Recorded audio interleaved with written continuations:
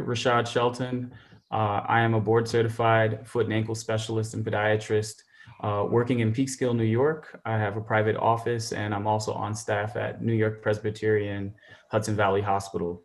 I just wanted to thank Dr. Ced for inviting me to sit in on this seminar. I know that Dr. Cedrick has had several of these seminars and they're usually very robust, informative, and just lead to very good discussion. I'm happy to contribute in any way I can, but knowing Dr. Cedrick, I'm pretty sure he's going to be very thorough. I'm looking forward to a great seminar tonight. So hope everyone's ready to learn something. Yes. That's right, folks. And again, like I said, if I can't answer it, Dr. Rashad will. And if he can't, I'll give you his number, his name, his address, and you all can pursue him. But no, he's a good guy, and he will certainly love the opportunity to contribute to this conversation. So, we've gotten his introduction out of the way. I believe there's another one. There's another healthcare professional who's joining us. I wanted to give her the opportunity to introduce herself. Tahira, are you here? Yes, I am. Hi. Good evening, everybody. Good evening. Hi. So I'm a physician assistant. I'm based in Westchester. I actually live in Yorktown Heights. I've been in practice in multiple subspecialties, including internal medicine, cardiology, and medical oncology for the past 14 years. And I recently met the host, Dr. Batachu, I'm sorry, like within the past week.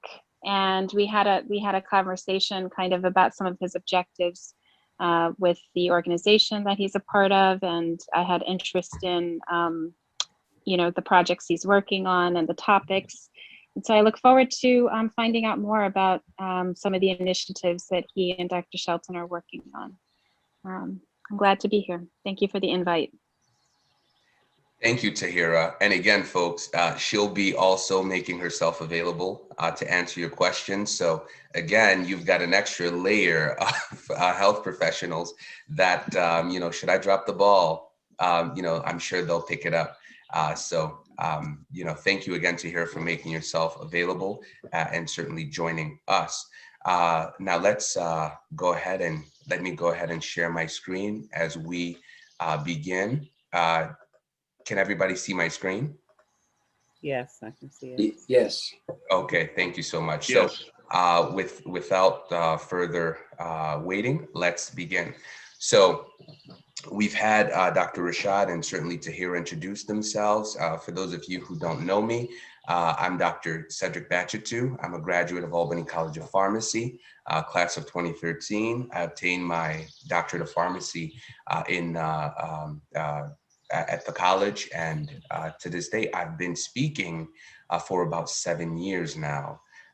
This new series that we're doing is called Self-Care Sundays, and really the goal of this initiative is to promote better health and bringing together guest speakers and health professionals that will, speak on a topic. It's not always going to be me, but certainly we're going to be looking for health professionals that have a speciality or an expertise on a particular field that are willing to, bring their knowledge and share it with us. And also, the beautiful thing about this platform is we will make ourselves, they will make themselves available to us for questions, additional detail. And so, so that when you go and see your physician, you'll have ammunition that you can bring to them. So I would ask, ladies and gentlemen, that you please hold your questions until the end, so that you don't forget what they may be. Write them down or type them in the chat box. We will allocate time so that we can address them all to the best of our abilities. I want to thank you.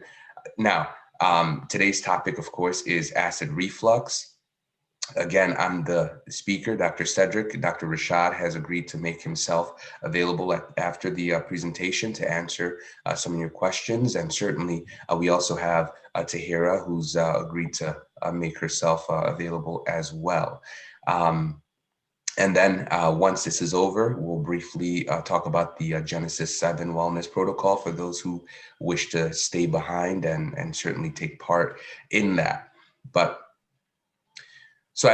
Beginning with the acid reflux, it really starts with your mouth. Everything pertaining to your gut begins in the mouth or the oral cavity. Now, this is an illustration of your gut.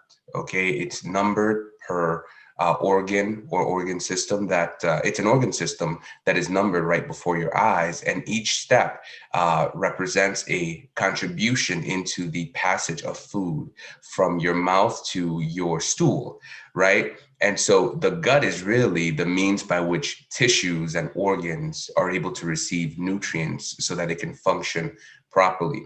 So it has several functions or several applications on the foods that we eat, such as breaking down foods, the ability to extract or suck up the nutrients from them, converting those nutrients into energy, and ultimately removing waste through fecal matter.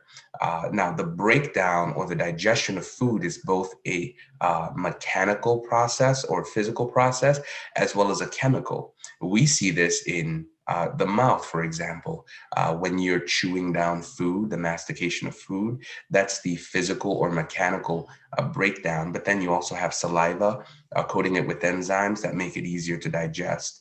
Then the food goes through your esophagus, and the force of peristalsis moves it down into your stomach. And you also have the liver contributing a certain enzyme and they help metabolize fats, proteins, and carbs. Ultimately, the stomach is where the bulk of the digestion or the breakdown takes place. That one is a chemical process. And then the food is then passed into your small intestine where nutrients are absorbed, ultimately your large intestine where water and salts are absorbed, into your rectum, and ultimately expelled through your anus. The waste is expelled through your body. Now, the interesting thing about the mouth and the esophagus is that they are home to about between 400 to about 1,000 different species of bacteria. Now, these bacteria are good bacteria. They help us in this process. So, and they play a role, and we'll see a little bit more. We'll look into the role that they play. But I want to talk about the prevalence of acid reflux here in America.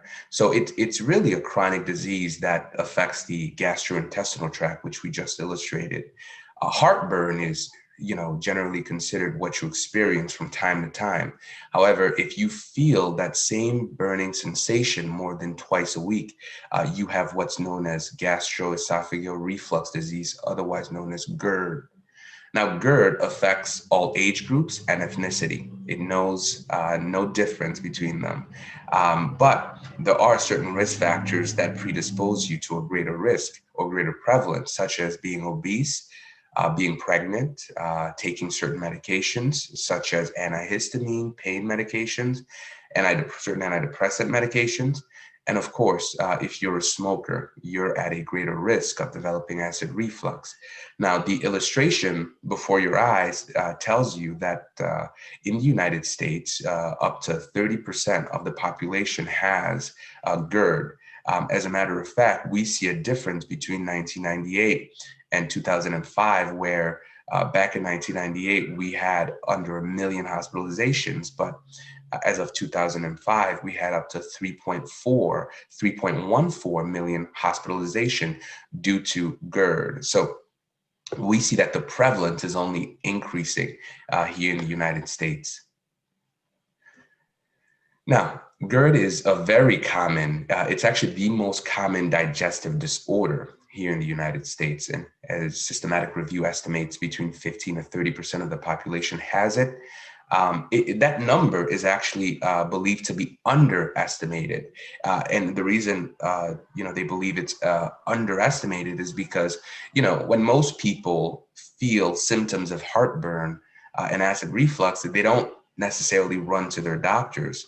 So what they do is they usually just go in to a local pharmacy or their local store and buy over-the-counter medication. So the true scale of the prevalence really is being undercounted or underestimated. And so we don't know the exact number because the ease of which people can just go ahead and treat themselves by buying over-the-counter medications. The interesting thing is that studies show that damage from GERD and acid reflux not only affects the esophagus, okay, but it also affects the rest of the digestive tract. So that's below the stomach. And so they can contribute, if not properly treated, they can actually contribute to other diseases such as irritable bowel syndrome, Crohn's disease, diverticulitis, ulcerative colitis. Annually, here in the United States, we spent about $142 billion on GI or gastrointestinal diseases back in 2009. And about 20 billion of that was for GERD alone. Now, I want you to take a look at the illustration to your left. Now, that continues upon what we that expands upon what we mentioned earlier. So when you eat food, as it slides down your throat, it's sliding down the esophagus and it enters the stomach. Now, the interesting thing about the stomach is that it's made up of smooth muscles. This is what allows the stomach to expand. Let's say you eat a big meal, your stomach is going to expand in order to fit the food in. Within that stomach, you have a mucus lining which protects your stomach, right? Because your stomach has these parietal cells, or otherwise known as stomach cells, that produce acid. And acid is one of those things that's meant to break down and dissolve anything, any type of food that you have. Now, within the stomach, you have these bacteria called H. pylori, and they are ubiquitous within the human body. And we'll learn a little bit more about them later. But once the food is melted and digested and the bacteria are killed, then the food goes through the pyloric sphincter. That's how it's able to enter your small intestine. Now, crucial to this process is the mucus lining, because that's the protective layer that keeps the acid from burning a hole or causing ulcers along your stomach. So what are the symptoms you can expect to experience if you're dealing with acid reflux? So let's begin with sour taste, okay? You may feel this constant feeling of burping, or you may feel bloated, and ultimately that may manifest as a sour taste or foul smelling breath. Now, the idea behind this is that the acid, as the acid touches your esophagus, it actually corrodes it. It gives you a burning or heartburn sensation, and it's what makes it spasm, which causes pain and tightness in your chest. So other symptoms include, the feeling of heartburn, the feeling of dysphagia, or having a difficulty swallowing things. We're also talking about a dry, unproductive cough. That's a sign that you're dealing with heartburn. And ultimately, when the heartburn is uncontrolled and let's say it damages your stomach, you're going to be dealing with all sorts of ulcers. And, if it enters your small intestine, you're looking at things such as diverticulitis, Crohn's, ulcerative colitis, and all the other diseases. So for most people, they can just go to the local pharmacy and pick up over-the-counter antacid medications. But if you're someone who's experiencing these symptoms more than once a week, or certainly it's keeping you awake at night, keeping you from sleeping, and it's affecting your life, it's strongly recommended that you go and you see a doctor, see a physician. So the conventional approach, okay, what is it? Let's say you or a loved one are experiencing acid reflux, symptoms of heartburn, bloating, chest pain, difficulty, swallowing. Let's say you're experiencing these symptoms, or a loved one. So you're going to go to a physician. Now, the conventional approach is based on the idea that, hey, the reason you are experiencing these symptoms is because your body is producing too much acid. It's producing excessive amounts of stomach acid. And so this is usually attributed to the fact that you've been eating spicy foods, or even fatty foods, or even large meals. You've been drinking large amounts of carbonated beverages, consuming citrus fruits, or even certain medications can trigger symptoms of acid reflux. And so the idea behind this is the stomach acid is building up, and eventually it damages, the lower esophageal sphincter. So that's the idea that your conventional physician will bases their approach on. And so therefore, based on this conventional idea or conventional theory, the solution is very simple. Well, if we turn off gastric acid production, well, there you go. The problem is gone. And so, of course, that may be followed by ideas to change your diet, such as avoiding spicy foods and large meals and sodas and juices and citrus fruits, or losing weight and quitting smoking, all of which are also very, very helpful in contributing to this. But the idea behind this is you're producing too much stomach acid. The stomach acid fills up your stomach and ultimately burns through the lower esophageal sphincter, which closes the stomach and separates the stomach from the throat or the esophagus. And so therefore, we have to shut down gastric acid secretion. And so this is usually done through the use of 3 types of medicines. Antacids, it's usually done through the use of histamine, H2 receptor blockers, and of course, the most popular are proton pump inhibitors. You may be familiar with names such as omeprazole, otherwise known as Prilosec, esomeprazole, otherwise known as Nexium, ranitidine, otherwise known as Zantac, famotidine, otherwise known as Pepcid. These are drugs for which, we're constantly seeing commercials of on television, and they're over the counter. Many of these things are, so you don't require a prescription. You simply walk into a pharmacy and you buy them without the use of without the need for a prescription. So these are very popular drugs here in the United States for a very popular problem. Now, of course, when you do show up to your doctor and you tell them that you are experiencing symptoms of acid reflux, if they suspect that you indeed have GERD, there are several tests that they can perform. The first one is called the barium swallow. Okay, this procedure has the patient drinking a barium solution, which is then going to give the physician an X-ray imaging of your upper digestive tract. And so they're able to identify any areas that have been damaged due to excessive exposure to acidic gases along your esophagus. The next one is the endoscopy, which is where they insert a flexible tube with a tiny camera into your esophagus. And so it gives them a real-time image of what your esophagus looks like. So they're able to determine whether or not you've had damages to your esophagus. And so that gives them an idea of the severity of the acid reflux that you're experiencing. And the third category of diagnostic tests that can be employed by your doctor is esophageal pH monitoring.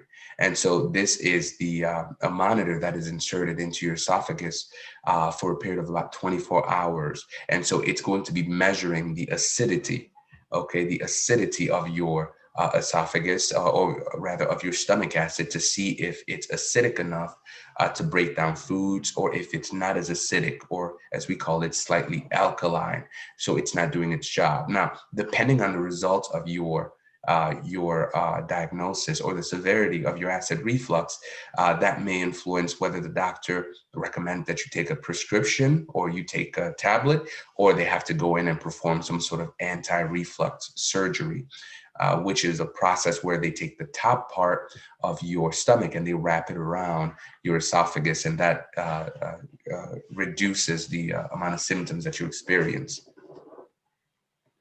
Now, for most people, the conventional drug therapy route is prescribed or is recommended. As a matter of fact, like we mentioned earlier, many of these drugs are available over the counter. So there's no need to even see a physician for this. You simply walk into any store or pharmacy and just pick them over the counter. There are 3 categories of drugs that are employed to control acid production. The first category are antacids, which are known to neutralize stomach acid and ultimately cutting down on heartburn. Some popular brands include Tums, Milk of Magnesia, Pepto-Bismol, and Gaviscon. The next category are somewhat stronger than antacid. These are H2 receptor blockers. So they block the histamine hormones that causes your stomach cells to produce stomach acid. Some well-known brands include Tagamet and as well as Pepcid AC. And of course, the most popular category of drugs used for acid reflux, and perhaps the strongest category of drugs, are the proton pump inhibitors, otherwise known as PPIs. Now, these work by blocking the proton pumps on these parietal or stomach cells that secrete hydrochloric acid. So they shut down about 95% of acid production. And some popular brands include things such as Nexium, Prevacid, and of course, Prilosec or Omeprazole. Now, just to give you an illustration of what seems to, a clearer illustration of what we talked about. So this is what your stomach looks like on any given day. You have the esophageal leading into the stomach, leading into the lower esophageal sphincter. Now, pyloric sphincter, excuse me. Now, within your stomach, you have all sorts of bacteria. Many of these bacteria come from the foods and drinks that we consume on a daily basis. Within the stomach is lined with parietal cells. Now, these are the cells responsible for producing hydrochloric acid. Now, these cells will produce the acid that's responsible for breaking down the foods and products that we consume. Now, one of the most common forms of bacterial pathogen found in humans is called H. pylori. Now, these play a role in suppressing acid production or acid secretion, and these are the culprits believed to cause a lot of cases or instances of GERD or acid reflux, and if not controlled, they can also contribute to the development of ulcers in your stomach. Now, the parietal cells secrete hydrochloric acid, but they are triggered by this thing called gastrin hormones. Now, the gastrin hormone is released in response to the presence of food. So each time you eat something, the presence of food causes the release of gastrin hormones, and the release of gastrin hormone causes these parietal cells to increase the production of hydrochloric acid, which is going to help break down food. Now, keep in mind, the main site of action for a lot of these drugs that we consume are the parietal cells. So familiarize yourself with them, because a lot of these drugs, they actually work on the parietal cells and they shut them off.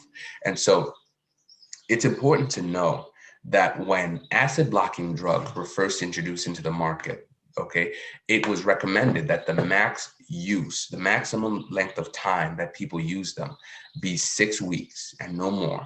Now, of course, you'll be hard pressed to find somebody who's actually using them for just about 6 weeks. Most people have been using them for years.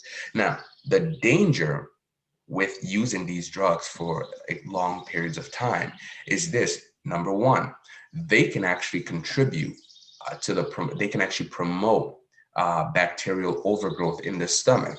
See, what happens is this: your hydrochloric acid is strong enough to kill the germs and bacteria from the foods that you and I eat, okay? They have to be strong enough to kill them so that it reduces the chances and the risk of possible infections within the stomach. But when you take these acid blocking drugs, they act on the parietal cells and they shut down the parietal cells. And so what results is that the acid actually weakens. So it's not strong enough to break down all of the foods that you and I consume, okay? And so the hydrochloric acid, which is supposed to kill the bacteria and the germs from the foods and drinks that we consume, is no longer able to do that. And what that does is the bacteria now have a free hand. They can grow, they can duplicate, they can reproduce, and ultimately they no longer have to worry about dying. And so one of the reasons the hydrochloric acid kills them is because food does not just stay in your stomach. Food actually gets pushed into your small intestine as it moves through the rest of your gut. In a situation where you take these drugs, you're shutting down acid production, which means that the bacteria that would have been killed are now still alive and are able to grow.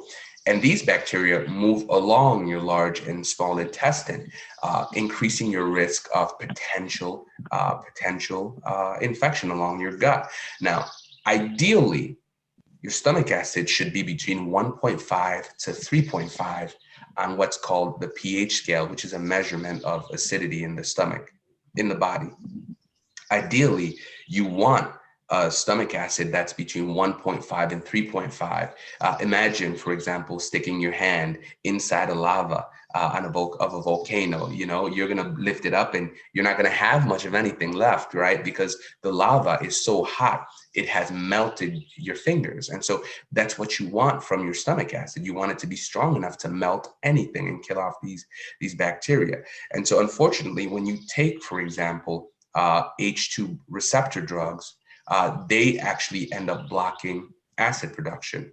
What that does is it increases the pH and makes it higher, which makes it somewhat alkaline. So instead of the pH of your stomach being 1.5 to 3.5, now it's between 5.5 to 6.5, which means it takes longer for you to actually break down and digest food. Now, if you take a proton pump inhibitor, that's going to shut down acid production up to about 95%. So the bacteria that normally would have been killed in a matter of minutes are able to survive, they're able to breed, they're able to infect other parts of your gut, they're able to thrive. As a matter of fact, evidence shows that the long-term use of these drugs, okay, actually increases your risk of bacteria such as Salmonella, cholera, Listeria, C. difficile, and increases your risk of developing diseases such as pneumonia, tuberculosis, typhoid, and even dysentery. So keep in mind, if you take these drugs over long periods of time, what they're doing is they're shutting down your body's ability to produce acid. Okay, and they're shutting down your body's ability to produce acid, which means the bacteria that are introduced into your system from the foods and drinks that you eat are able to proliferate, they're able to thrive. And these bacteria will in turn cause more damage because they're going to weaken your resistance to infection. And of course, you have other ramifications of the long-term use of these drugs. So long-term use of these acid blocking drugs can also contribute to a reduced absorption of essential nutrients. So just to recap, stomach acid is produced by parietal cells. And so that stomach acid has to have a low pH, which means it's very strong, it's very efficient at melting or breaking down food. That stomach acid is crucial for the digestion of things such as proteins, carbohydrates, and even fats, so that when food is eaten, the secretion or the release of the hydrochloric acid, it also triggers the release of an enzyme called pepsin. Okay, now pepsin is the main enzyme required to digest protein. If hydrochloric levels are low due to being shut down by the acid blocking drugs, that means that your body will not produce additional pepsin. So pepsin is released in conjunction with hydrochloric acid. So that means, ladies and gentlemen, if you ate, for example, as you see in the illustration before you, if you ate a piece of chicken, hydrochloric acid alone is not able to break down that piece of chicken because the chicken is a protein. So it requires the use of pepsin. When you combine pepsin and hydrochloric acid, you have an even stronger acid, which is able to melt or break down anything. What happens is if you take these acid blocking drugs for long periods of time, you shut down hydrochloric acid production, which ultimately shuts down pepsin enzyme production, which means the foods that you're eating stays in your stomach and remains undigested for long periods of time. Now, here's the problem. if the proteins are not broken down into amino acids and peptides, you now have a problem because you are supposed to obtain amino acids and peptides for survival. So undigested proteins in the stomach leads to a deficiency of essential amino acids, which ultimately in the long term can lead to diseases such as depression, anxiety, insomnia, just to name a few. So the idea is this: as the acid in your stomach gets weaker, the pH of the stomach increases, it becomes more alkaline, as you can see from the pH scale on the chart to your left. Okay, stomach acid should be between 1 to 3, 1.5 to about 3.5. Okay, so the closer to 1 it is, the stronger it is, the more effective it's going to be. But anytime you take a drug to shut down acid production, rather than going towards 1, the acidity or the pH of your stomach acid goes closer to 5 and 6. That's where it becomes inefficient. And so food remains undigested in your stomach. And so that undigested food means that you're not going to obtain the nutrients you were supposed to obtain. And so that means you have a lower absorption of micronutrients. We're talking about micronutrients such as iron, vitamin B12, folate, calcium, and even zinc.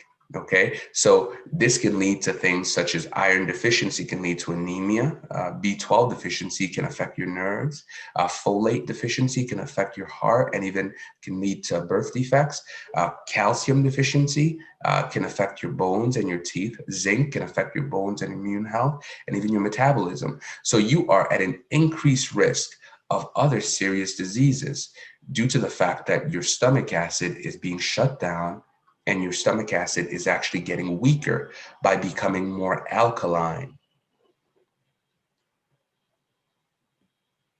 Now, it may sound like a mouthful or a lot that I've covered, but I do want to recap just so we're on the same page. So far, here's what we've addressed. We've addressed the fact that when you eat food, it enters you break it down mechanically and chemically with saliva. And as it enters your stomach, ideally, the stomach should be acidic enough to be able to break down that food. So the stomach should have a pH between 1.5 and 3.5. It means it's very powerful, very good at melting or breaking down foods. And that's how your body is able to absorb nutrients. Now, you have these cells inside of your stomach called parietal cells. Those are the cells that produce stomach acid. You also have these cells called chief cells. These are the cells that are responsible for producing pepsin. Pepsin is the hormone that's responsible for breaking down proteins, carbs, and even fats. So they both play a role and they're both released together, both the hydrochloric acid and pepsin. They work together. A healthy stomach should have a low pH, and the pH is a measure of acidity. As we mentioned, it should have a pH between 1.5 to 3.5.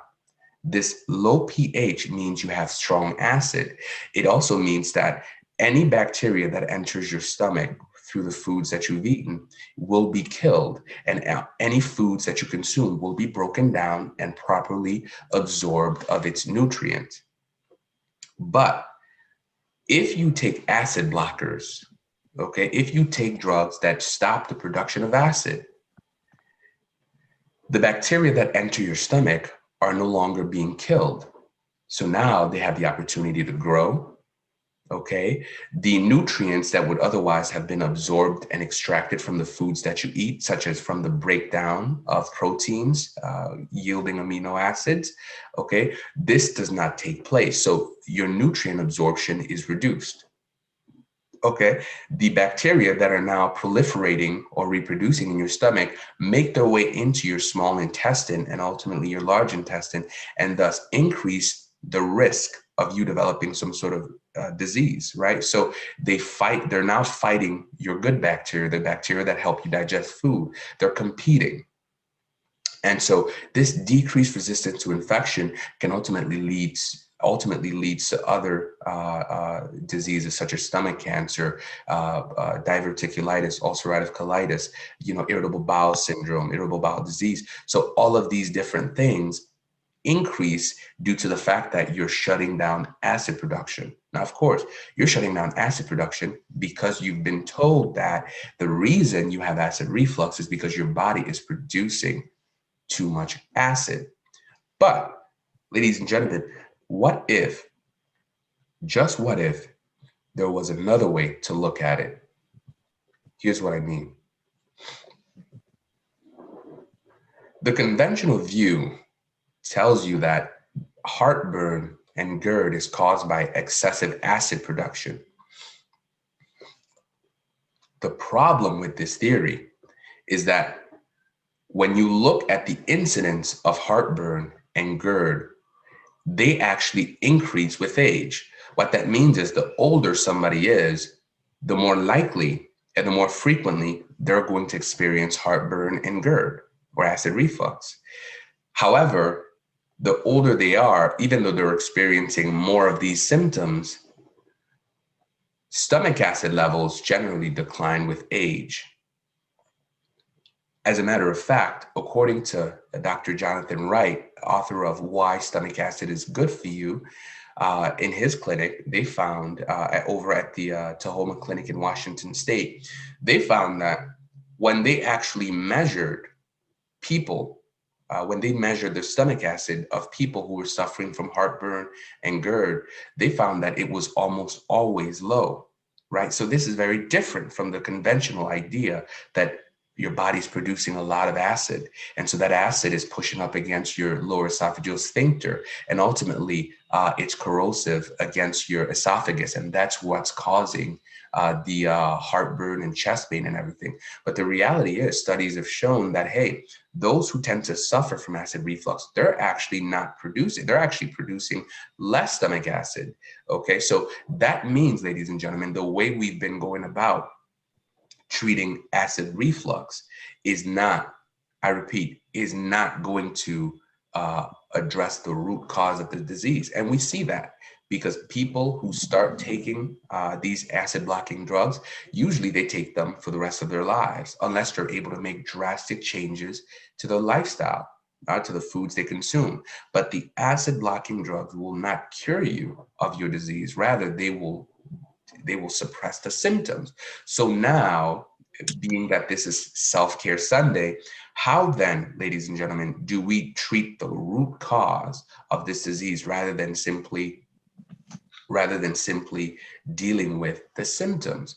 Well, interestingly enough, according to Dr. Jonathan Wright, what they found was when they actually treated patients with supplements of hydrochloric acid and pepsin, okay, they found that patients who were suffering with heartburn and GERD were often cured of their symptoms, of their disease. What that means is they were introducing elements that were missing in your stomach. And what that did was it made the stomach acid stronger by making it more acidic, meaning it was now able to do its job and melt anything that entered the stomach.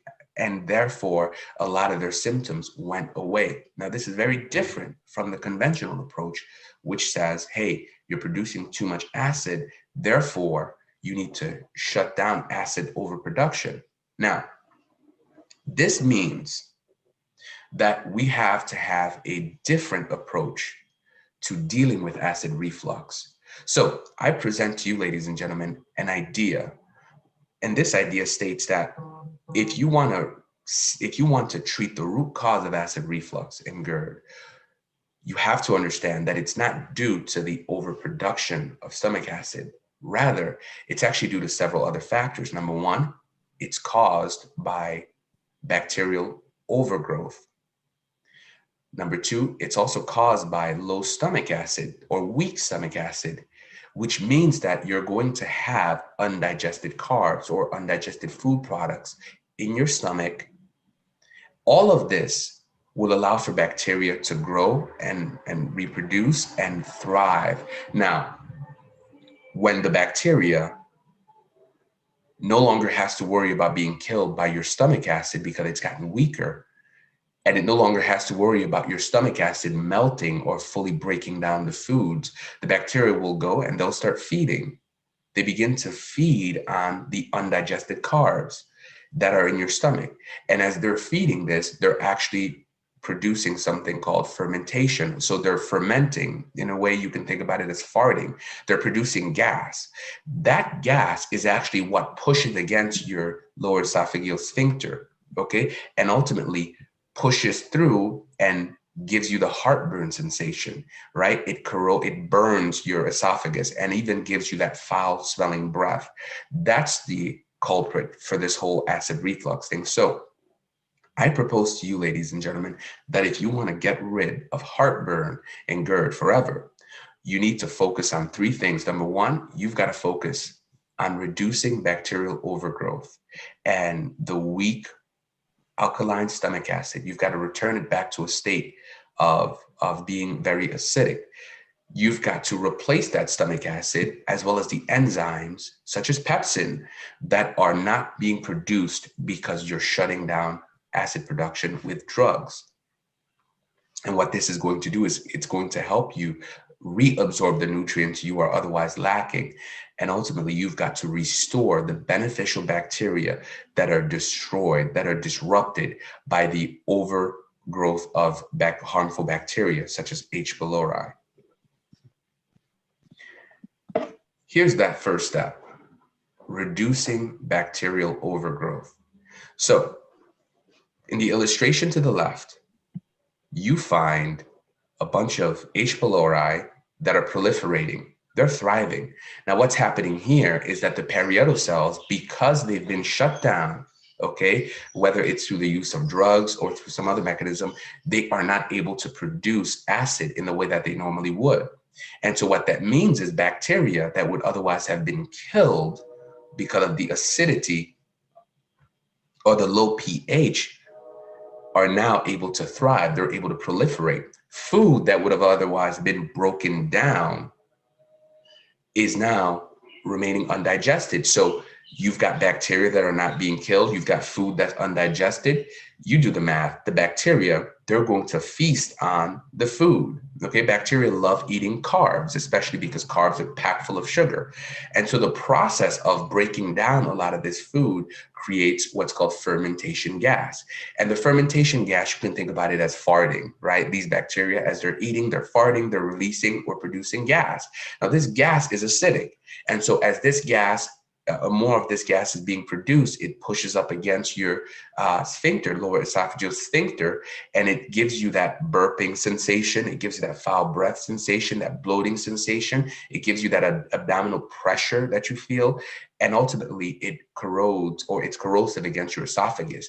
Ultimately, it gives you that heartburn sensation. So, ladies and gentlemen, contrary to conventional thought, it is not the acid that's burning your esophagus. It's the fermented gas that's actually burning your esophagus.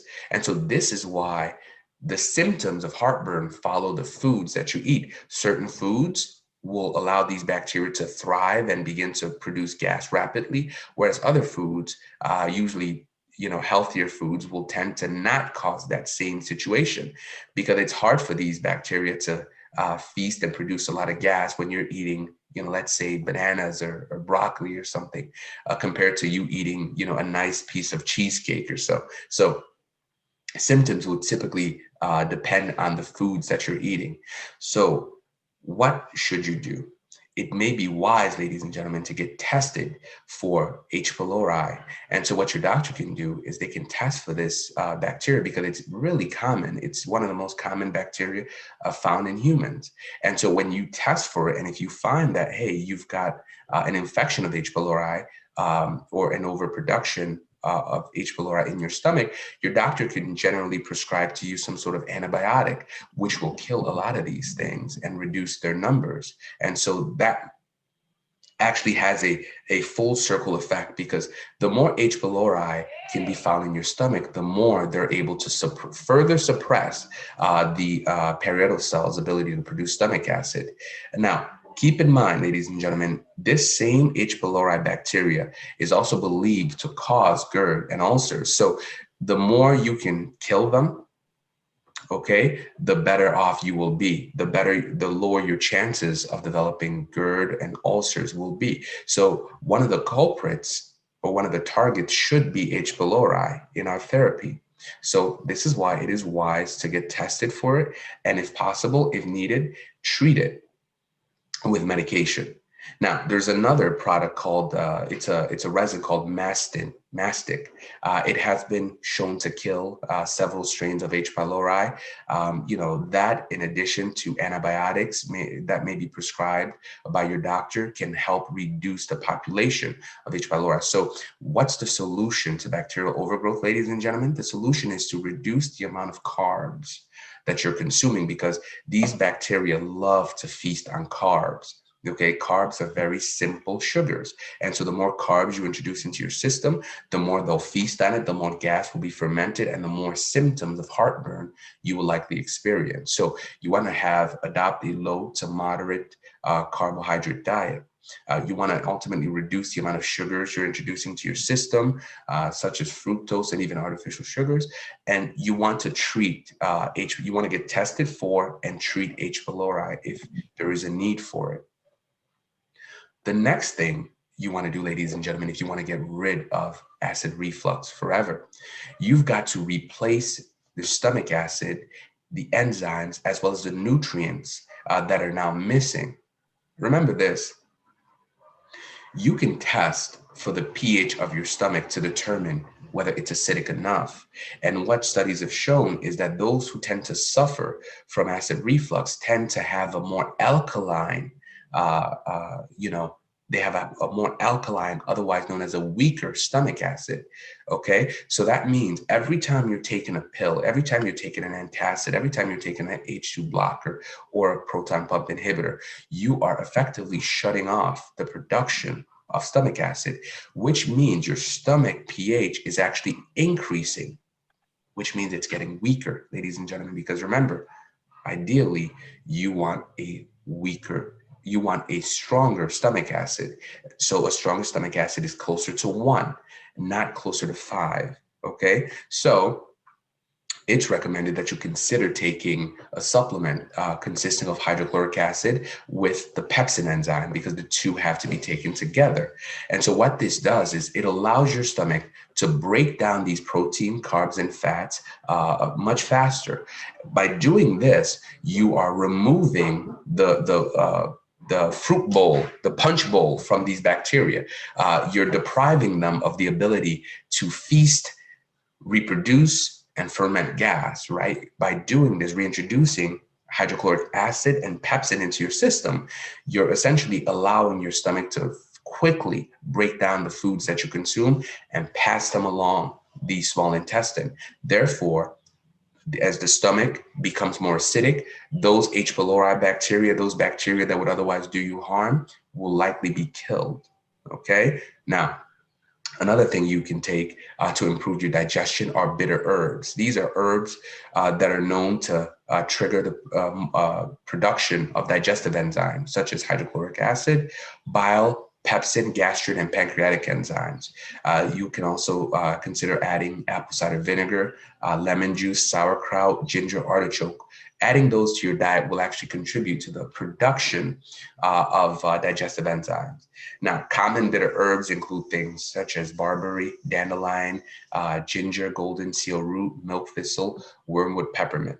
But you also want to consider taking a multivitamin and a multi-mineral product. And this is, the reason for this is that you're replacing or you're solving the deficiencies which arise or which are caused due to the fact that when you shut down stomach acid production, you are depriving your body from absorbing a lot of the healthy fats and nutrients that are found, such as fat-soluble vitamins A, D, E, and K, the amino acids that are obtained from the breakdown of protein. So you've now got to supplement and put those things back into your system.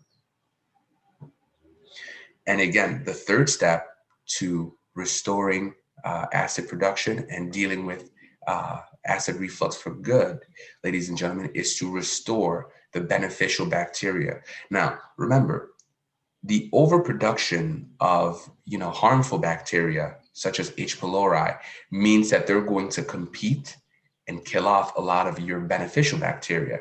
See, within your gut, you've got trillions of germs, which have this mutualistic relationship with us. They help us digest or further break down food as it goes through our intestine.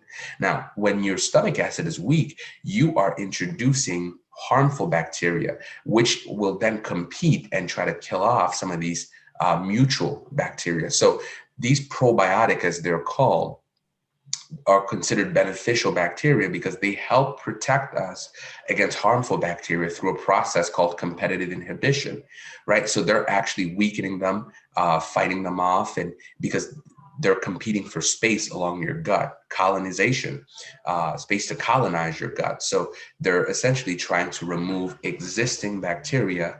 The harmful ones are trying to remove the existing bacteria and take over and ultimately slip into your bloodstream. And so taking probiotics essentially replenishes the presence of these bacteria, these probiotics, which makes it harder for these harmful bacteria to establish colonization along your gut. And you can do this through the use of fermented foods.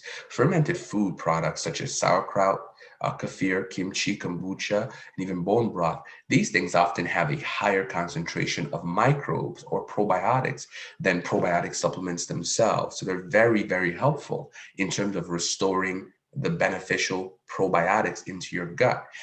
Now, if you are going to take a supplement, ideally, that supplement should have multiple strains because diversity is actually very good. Diversity in probiotics is actually very good for your gut.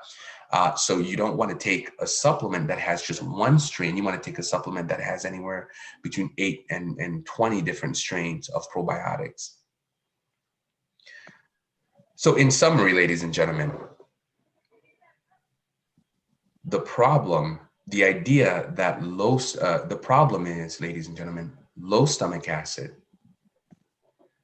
meaning it's weak, it's somewhat alkaline, allows for bacteria found in our foods and our drinks that enter our stomach. It allows these bacteria to survive and grow. The symptoms of heartburn or chest pain or dysphagia or dry cough, these symptoms are actually a result of the bacterial growth and fermentation that takes place, right? So as the bacteria in your stomach grow, because they're not being killed by the stomach acid that's gotten weaker, as these bacteria grow, they'll be able to ferment more food because the food's not being broken down fast enough. And as they're able to ferment these foods, they're able to produce more gas, and the gas pushes against your lower esophageal sphincter and eventually burns your esophagus and gives you that breath and gives you the chest pain and heartburn symptoms that we all hate.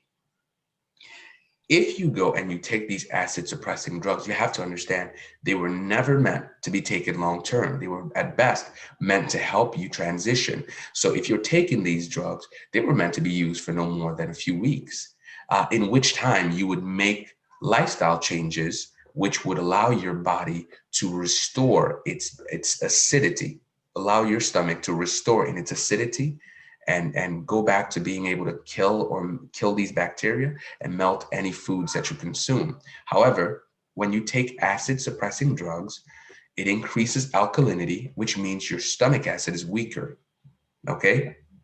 Because it's being turned off. This leads to a reduced absorption of nutrients because food is not being broken down like it should. Therefore, your body will not have these nutrients, will not be able to absorb these nutrients from the foods. This contributes to further bacterial overgrowth, which leads to the bacteria passing from your pyloric sphincter into your intestine, challenging the probiotics that align your gut, and ultimately increasing your risk of various health issues. A culprit in all of this is H. pylori, because H. pylori not only is one of the most common bacteria found in the human stomach and gut, but these are also contributing to the alkalinity of your stomach because they actually further reduce stomach acid, and they can contribute to GERD, acid reflux, and ultimately ulcers. So the solution, ladies and gentlemen, is not simply taking a pill.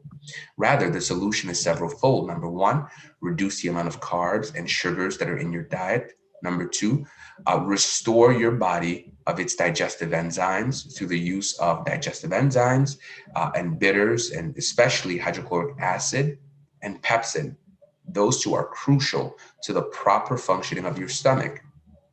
And ultimately, add probiotics and fermented foods because you want to restore the balance of probiotics in your gut.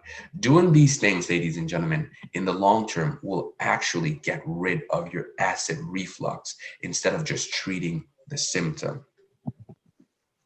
And we've reached the end of the presentation. But before I move on, I always like to share a quote with everybody. This quote is from Thomas Edison. It's about the doctor of the future.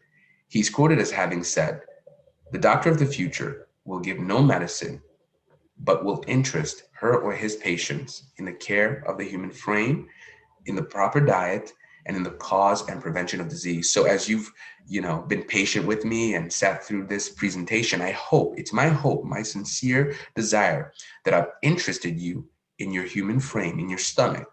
I've interested you in a diet that's going to reduce a lot of these symptoms. And we've addressed the root cause and ways in which we can prevent acid reflux. That's my goal. I'm Dr. Cedrick. I want to thank you all for putting up with me. I want to thank you all for being patient through this presentation and taking time out of your busy Sunday and joining us. And we're now going to transition into questions and answers. So for those of you who have questions, please type them or even say that in the chat box. For those of you who want to, by the way, for those of you who want to continue to be a part of this Self-Care Sunday initiative, I want you to please go to my website, drseth.com, subscribe to my newsletter. We're going to keep you posted on whenever we're going to bring these presentations on future Sundays. And for those who may be interested in having a list of the supplements that I mentioned through this presentation, they are hydrochloric acid and pepsin, probiotics, digestive enzymes, plant-based minerals, and herbal bitters, many of which you can find. If you want to support us, visit our store at wellevate.me/DrSed. And of course, we encourage you to share the link for this presentation as well as future seminars with your friends and your family, because the more people join us, the more we'll be able to help. This is being recorded, so it will be put online. So for those of you who have, who have someone or who know someone who could benefit from this, by all means, feel free to share the link, and I'll be sending it to those who register, subscribe at drseth.com, so you'll be able to share it with your loved ones.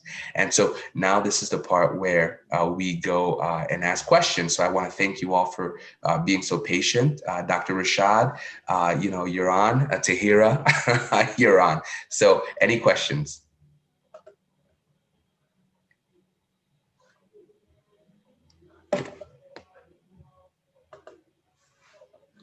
I just want to have say. a question. Oh, sorry.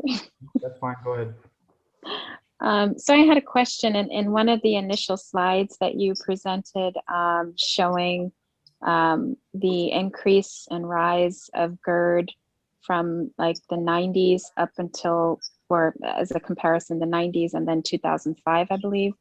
I don't know if you can go back to that slide. It was kind of at the very beginning of the presentation. It was a bar graph. Sure. At the very beginning. Yes, yep, that one. I was just curious if you found any other affiliated slides that could kind of hone whether or not the risk factor for this increase was more so attributed to obesity and a decrease in the quality of foods,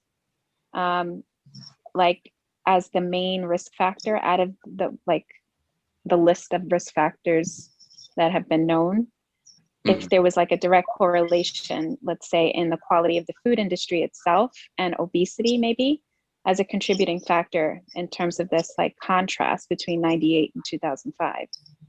Thank you so much, Tahira, for that question. For those of you who may not have heard, Tahira is asking if I was able to find any slides that really honed in on the relationship or the correlation between, the food quality ideally getting worse right? And the greater number of people that are being hospitalized for acid reflux and GERD. And I hope I got that correctly, Tahira. And to answer your question, I did not look for anything so specific. I'm sure they do exist. I could always look it up, and the next time I have the opportunity to present this, I can also include that or maybe share it with you. But of course, I think when we look at risk factors such as obesity, we know that a lot of times obesity is caused by the poor nutrition that people have access to. And so if people have access to poor nutrition, maybe they're living more sedentary lives, which means that they're not being so active outside, they're just staying at home, Netflixing or something, I don't know. They're not being physically active, they're going to put on weight.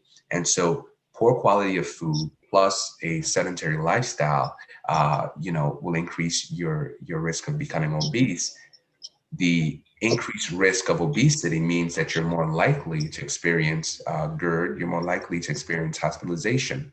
And so I truly do believe, Tahira, to answer your question, that there is a relationship between, the deficiencies or nutritional deficiencies in the foods that we're eating to the health that the health issues that we are facing. I think there is a relationship. I think they're correlated. And so I may have to look for a more specific graph to illustrate that point.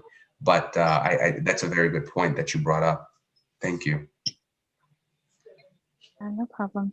Yeah, because it's very striking to see, especially among babies. I mean, that increase, and I know that gestational diabetes is very much on the rise. I don't have percentages on hand, but I know that a lot of babies born, let's say within the past decade, have been to mothers who've had gestational diabetes. I don't know if Dr. Shelton can speak to that at all, but I just found that very striking, just looking at, the statistics there for babies alone. I mean, it's just very disturbing. Yeah. Right.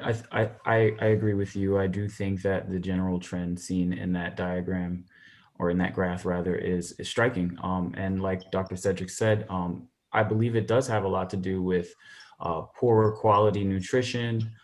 As time has gone on, especially in America, we've gotten more and more into the processed foods, adding different chemicals and preservatives to our foods to increase their duration of life on shelves. This all has impacts on us in terms of our health and our well-being.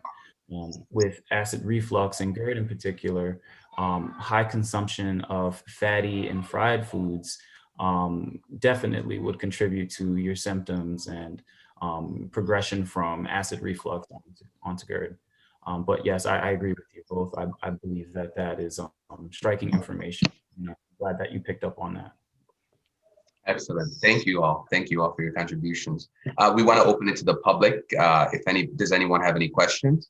I did have a question. I typed it into the chat, but my question was, because I am on omeprazole, and I've been on omeprazole for maybe it's almost 10 years. And if my doctor knew or know that this medicine is dangerous to my health, why would he continue to write that prescription and not tell me, Dorothy, this is what you need to do? I'm just so frustrated.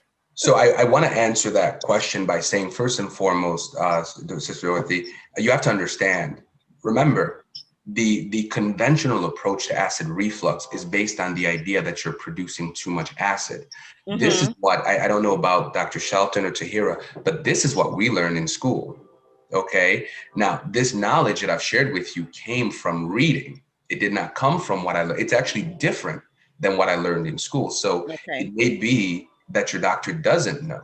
Of course, Dr. Rashad and Tahir, they can elaborate on this from their experiences.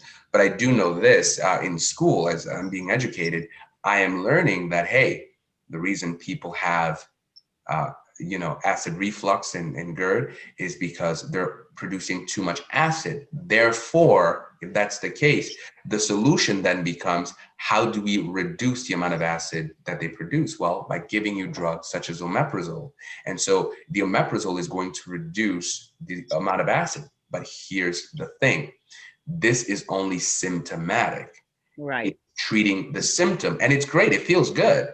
However, the ideas behind the fact that, hey, even though you're treating the symptom, guess what you're doing to your stomach? You're increasing the pH, which makes it more alkaline, which means bacteria are no longer being killed. Okay. Food is not being broken down, right? That is not necessarily highlighted. But when you see some of these, watch some of these commercials, or, you read your drug packets, they do list some of these side effects, but these are long-term side effects. So what we're focused on is giving you immediate relief. And it does have its place. Don't get me wrong. When if you're struggling with a heartburn, you don't want someone to come and tell you, well, take this, eat kombucha, or take this probiotic, or take this hydrochloric acid and pepsin supplement. You really don't want to hear that. You want something that's going to get rid of the symptom. Okay. Right. And then once you have that, but remember, this was meant to be a stopgap. Once you have symptomatic relief, the next phase is this: what changes will you make to your lifestyle? So drugs are a blessing and a curse, right? They're a blessing because you're dealing with the symptoms, which allows you to function, okay? Which allows you to be able to go on about your day. However, the curse is relying on the drug, right? Developing the attitude that I'll take this for the rest of my life, because now you no longer make any effort to change your lifestyle. And so I think that's been your example. So I wouldn't necessarily blame the doctor, because I'm sure most of us learned that same modality. Right. And I want to pass it to Dr. Rashad, Dr. Shelton. I should be calling him not Rashad, Dr. Shelton, or even Tahira, if they'd like to share their experiences. Ms. Tisdale, I think that your question raises a very valid, it sheds light on an issue, and at least on medicine practiced in the United States. I think that a lot of physicians and healthcare providers get preoccupied with kind of placing a Band-Aid on problems, because we're looking for means to making a patient feel comfortable and to reduce their symptoms. So by putting you on the proton pump inhibitor or the H2 blocker or the antacid, your doctor is looking to alleviate your symptoms. And as Dr. Cedrick had referenced, it's not necessarily something that we look to blame the doctor for, but this is how we're taught. When we learn about acid reflux, we learn about GERD, the instruction is that the problem is the acid levels and that we need to reduce the acid levels. But taking it a further step, as Dr. Cedrick did tonight, and looking at the root cause behind everything is not something that we're necessarily taught to do with everything we're learning. So it's a problem that's prevalent in medicine, not just with acid reflux, but with other conditions. And another thing that Dr. Cedrick referenced was when you look at a lot of the medications that you're taking, you're treating one thing, but then they come with a whole bunch of other side effects. So that's true. But that was a great question. Thank you. I have a question. How do you go about finding a doctor that will treat you more holistic than just to give you drugs? Right. Hard to come by. Dr. Rashad, maybe you guys, Tahira, maybe you guys can speak on the, just the role of the holistic aspect in your daily practices. What role does it play in how you see people, in how you treat people, and how can we, because I know that in healthcare, there is a movement, things such as probiotics are now becoming mainstream. You now hear different people talk about these things. I know that Dr. Oz, for example, has promoted a lot of, he's brought a lot of natural stuff on his show. So a lot of things that were, considered fringe or, just food are becoming more and more accepted and implemented into practices. So, but I think, either Tahira or Dr. Rashad, can have more of a hands-on experience, and if they have something to share, we'd love to hear. I mean, I think it definitely depends on the diseases that you have, the chronic diseases that you have. Some of them require aggressive conventional medicines. Like if we're talking about cancer, you know, it may be that your cancer diagnosis could be beyond a staging that, you know, you would lean on preventive treatments or preventive medicine. You know, so I think it depends on the chronic conditions that you suffer from. But in general, I think it would be good to have both a conventional internal medicine physician that you see as your primary care provider, as well as taking the initiative possibly as an informed patient to also get a preventive medicine provider. They exist, they are out there. You may have to pay out of pocket. Insurance doesn't cover usually for preventive medicine encounters. So you may have to pay out of pocket for it, but I think it is wise to consider having a tag team approach to health and wellness and preventive care. Great point.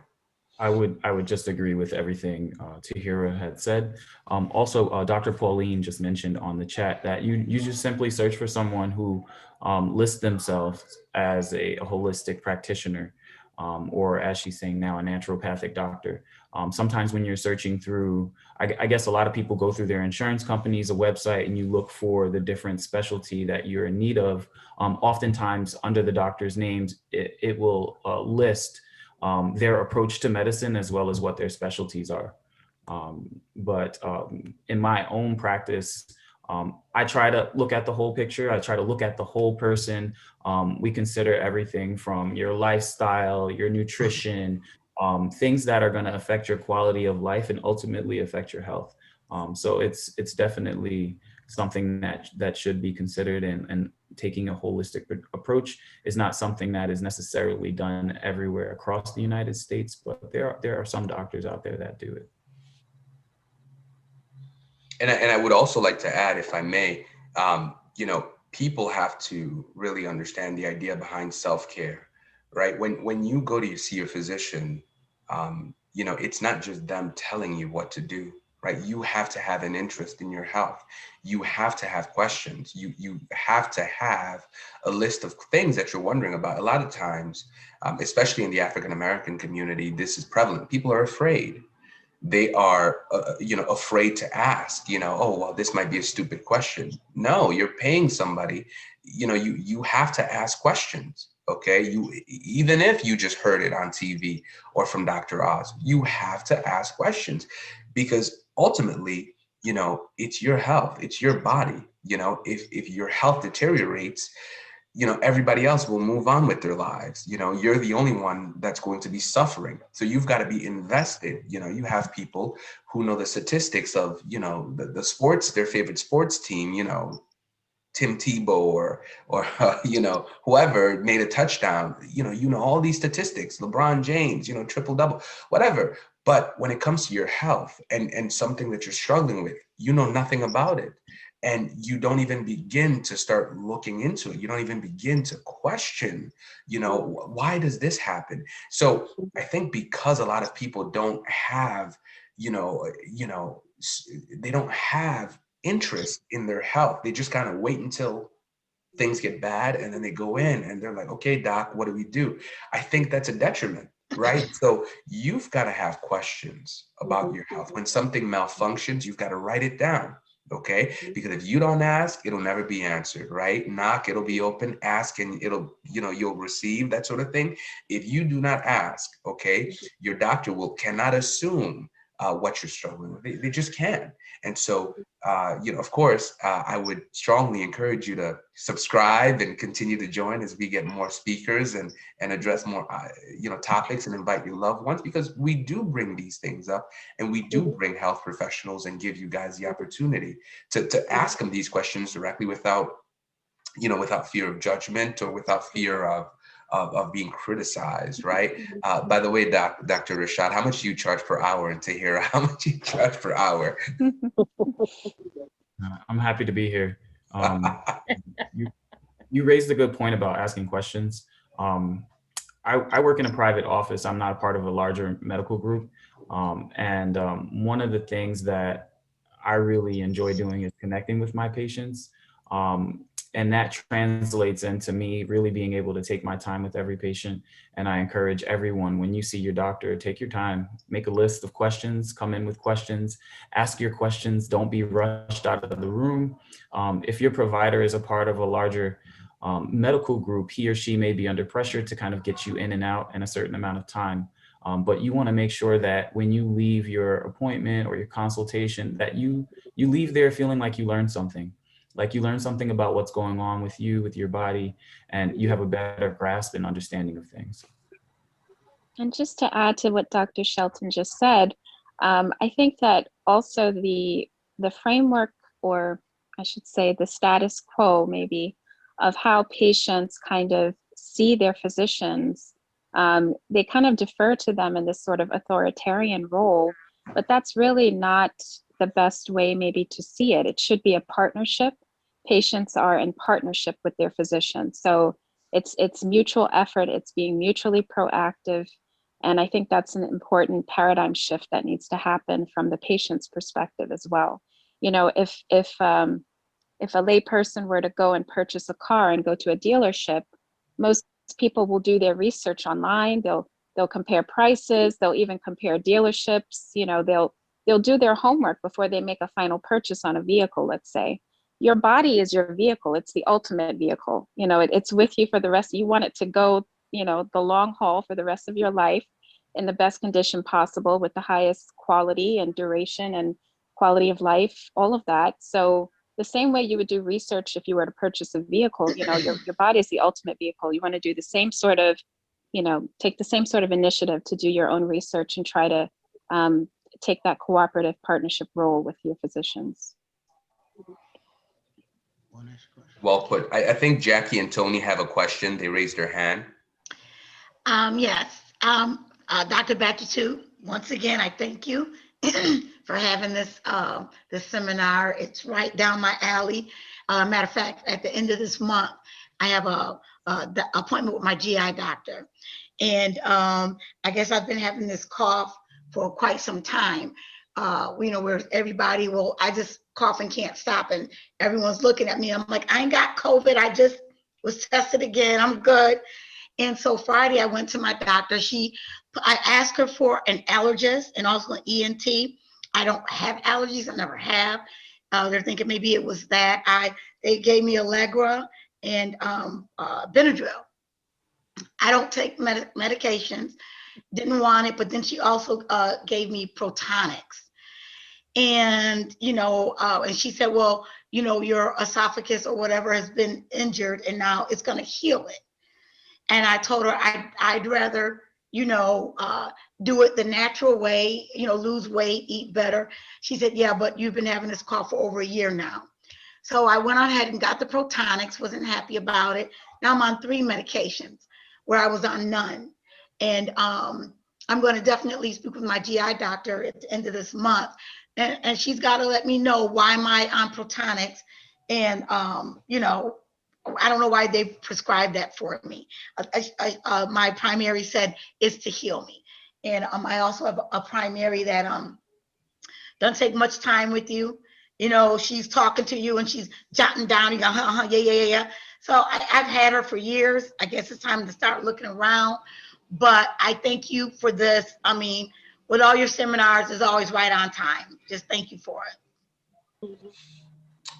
It's a privilege, Jackie. And I want to highlight this, you know, the idea that your esophagus has been damaged, you know, that's due to the fermentation, the gassy fermentation, okay, that's being produced by the bacteria, okay, the overproliferation of bacteria, right? So they're overproliferating and they're producing that, and so it damages.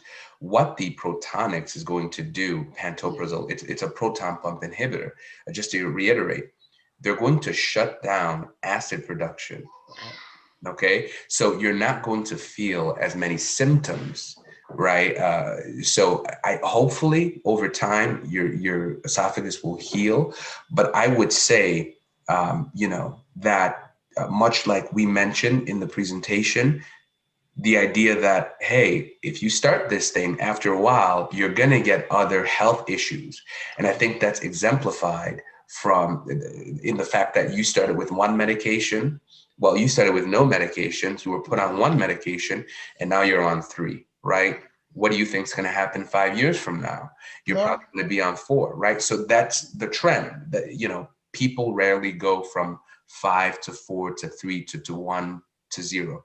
They usually go from 1 to 2 to 3 to 5 to, you know, however many. And so in terms of healing your gut, healing your esophagus, I think, you know, pantoprazole it's really good for the symptoms of heartburn.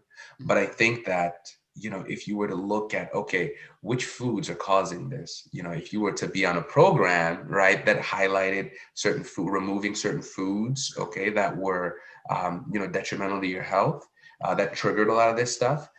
If you were to do that, but then if you were to also, it's more than just turning off the acid. It's really because your stomach acid is weaker, right? That's the point. It's more alkaline, right? So if you take, you know, let's say hydrochloric acid, a supplement that contains both hydrochloric acid and pepsin, you're pushing it back towards the acidic, okay? Which means that the foods that you eat will be broken down a lot faster. Therefore, the bacteria that are in your stomach will not have the opportunity, okay, to feast and ferment like they normally would, right? Thus producing this gas. And so your stomach acid can become more acidic, right? And so you're also going to have to supplement that by replenishing a lot of the minerals or a lot of the nutrients that your body has not been able to obtain.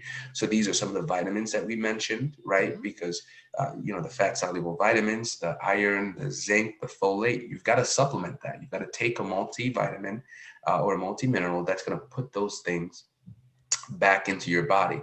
But then you also have to, again, the third aspect or the third prong of that treatment therapy is that you also have to put back, you know, these helpful probiotics into your system. So it takes all 3, right? Digestive enzymes to boost your stomach acid, probiotics to help restore balance along your gut, right?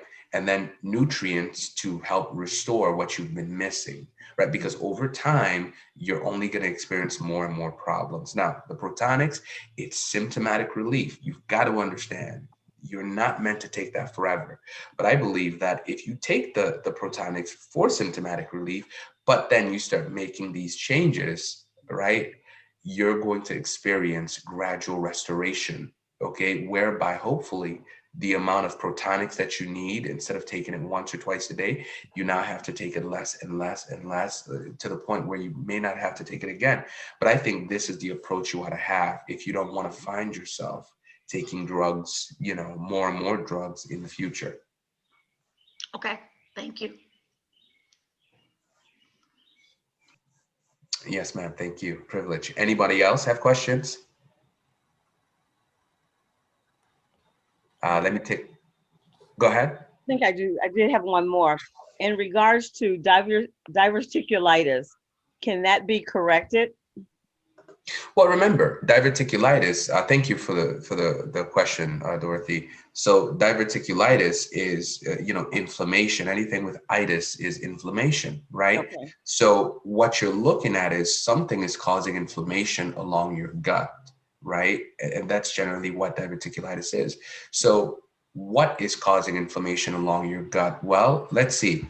You have several factors that can contribute to that. Number one, you have undigested food products, right? Undigested food products going along your gut. Generally, they scrape along these things called, these are called villi, or, you know, and they actually kill a lot of the flora. These are the probiotics that help cushion your gut and help with, you know, the digestive process.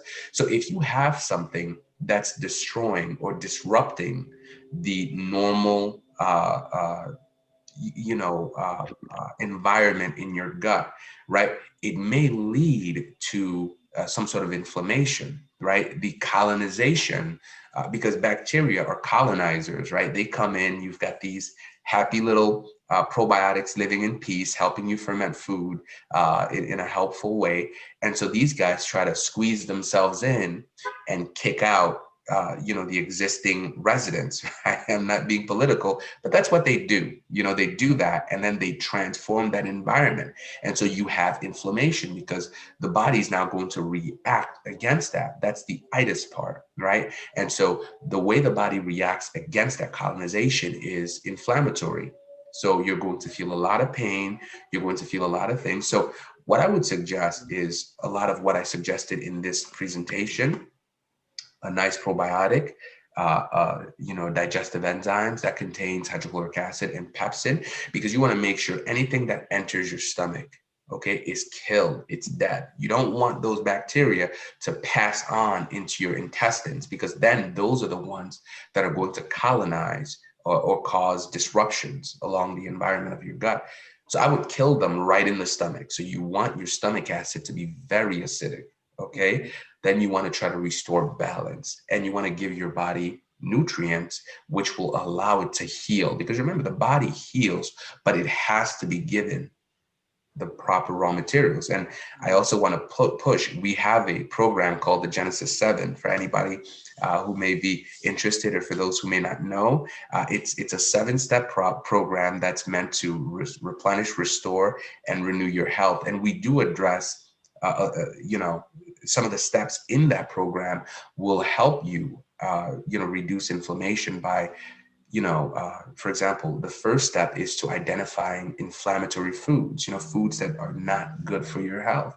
And so when you identify those and you're able to remove those gradually from your diet, you're reducing that inflammation or inflammatory food. So I would tell you to strongly consider, the Genesis 7. It's free. And some of the people in this chat are actually doing it so they can share their testimony with you. But I would encourage you to look into that. Thank you. I don't know if Rashad or Tahira have anything they want to add.